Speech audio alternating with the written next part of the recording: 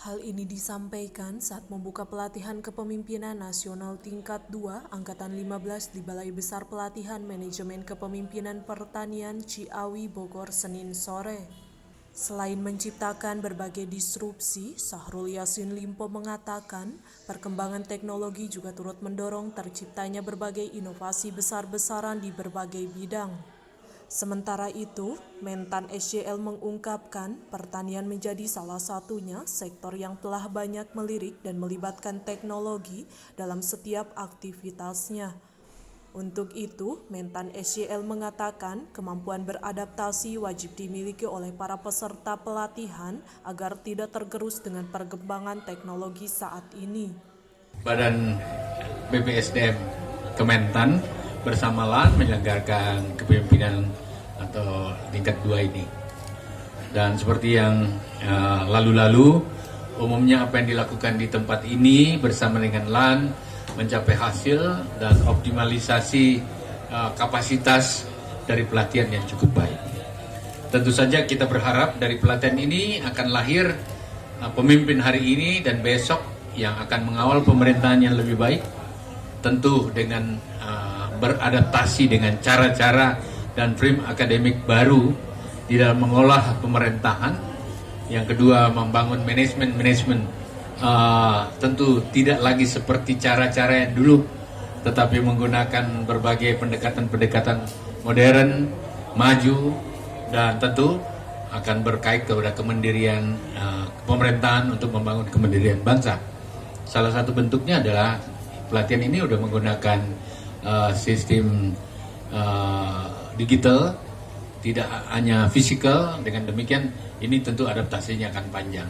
Sama dengan berbagai cek atau recheck terhadap berbagai materi, pendekatan-pendekatan baru itu akan menjadi kebiasaan pemimpin-pemimpin yang dicetak melalui kepemimpinan 2 ini. Saudara-saudara sekalian, saya tentu berharap bahwa di tempat ini juga akan lahir keberpihakan kita pada petani, keberpihakan kita pada pertanian, karena kokohnya negara hanya ada kalau kokoh pangan, dan ini menjadi tanggung jawab kita bersama.